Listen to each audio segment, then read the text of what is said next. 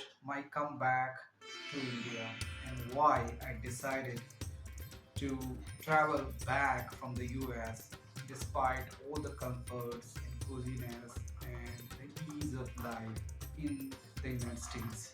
And there was a reason for it, despite all the challenges and everyone saying not to come, I decided to come. Am I the first one to do that? Am I an exception? Or have I done anything significant yet that I can be proud of? No, I'm not anywhere near that. But one thing that I'm so happy about is at this point in time, and with some of the realizations that I have had recently, I can very well connect the dots and why the universe, the God, brought me into a situation where I decided to come back for the good, giving the green card process and giving all sorts of comfort that I could have easily, the lifestyle I could have easily been living now. I was sharing some of the fond memories, and I shared one of them was how I pitched in to collect funds for the Nepal earthquake victim. That was one.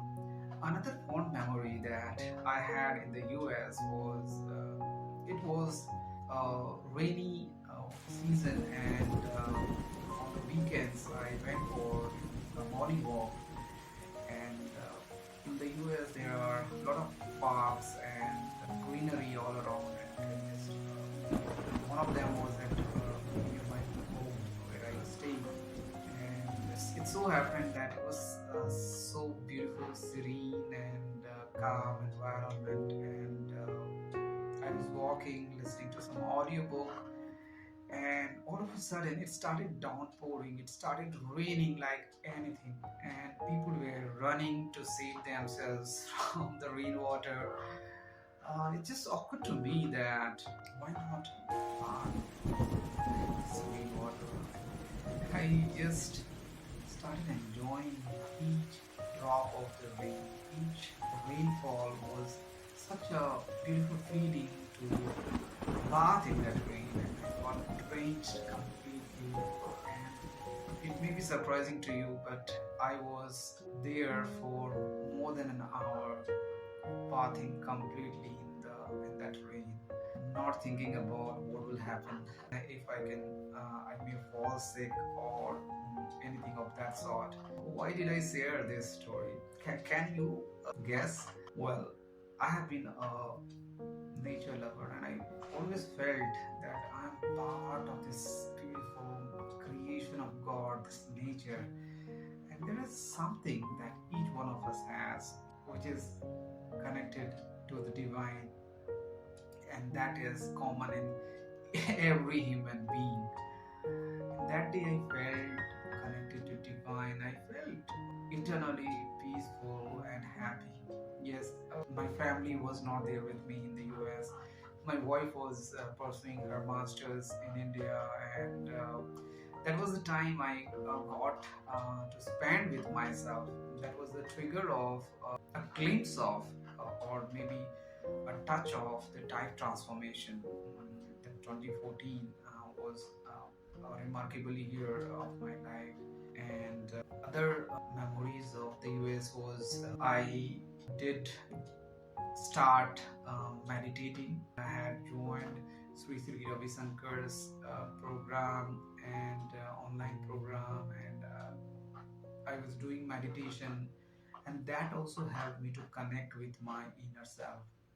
So that was quite significant event of my life, or phase of my life, when I was able to connect with myself at a deeper level.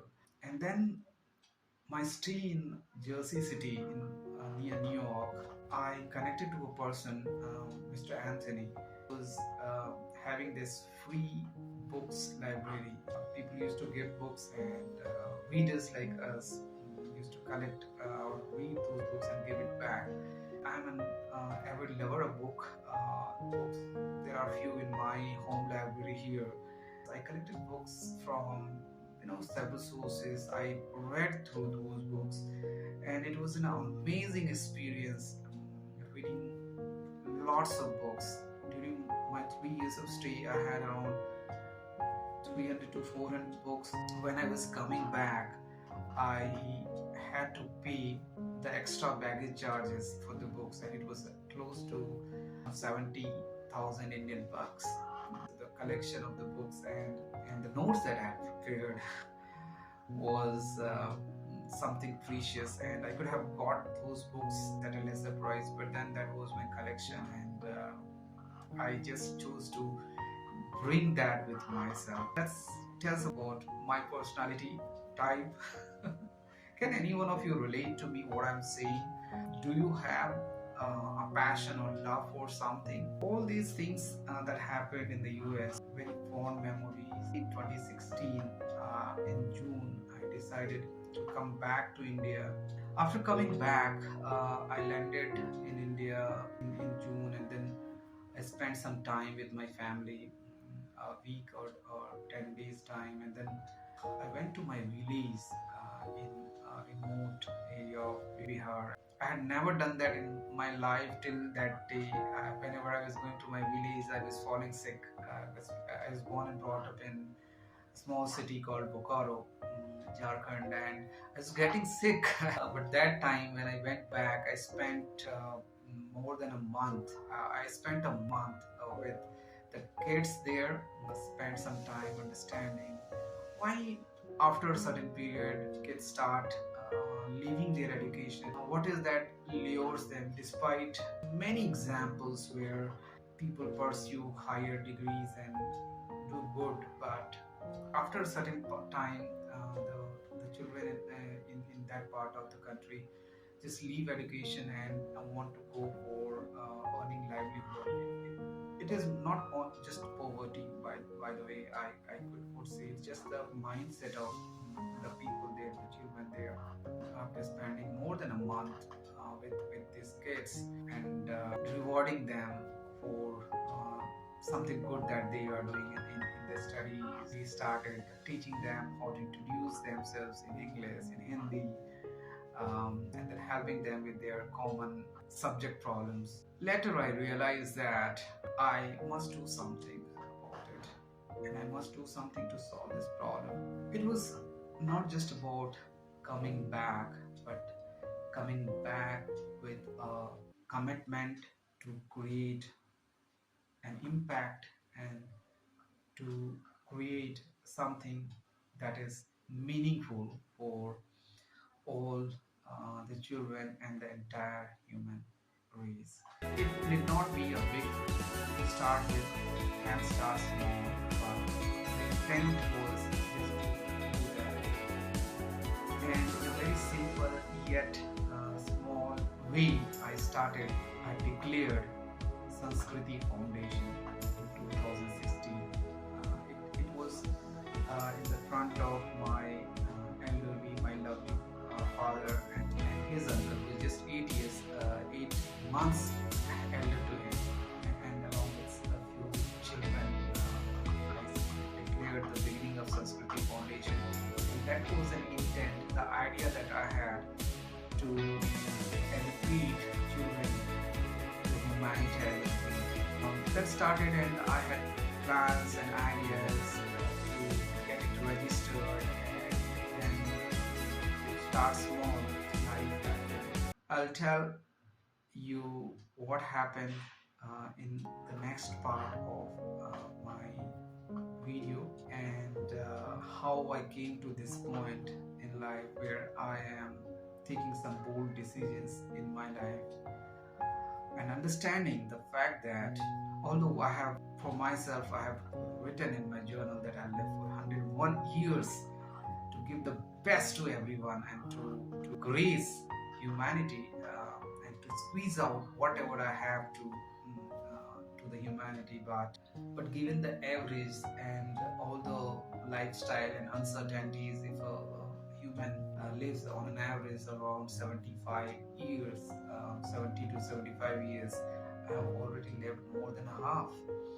So, whatever time I have remaining with me, I just want to do justice to that time. I really don't know how it will happen, but my why is stronger. And with that why, I have just got started, not knowing exactly what is going to happen, how it will happen, but with a small intent, I have started this game of life. And let's see, and I'll keep you posted. You will see what is happening in the coming days. But thank you for listening me out for today, and next part in the upcoming video. Thank you so much, and wishing you the very, very best. See you tomorrow in my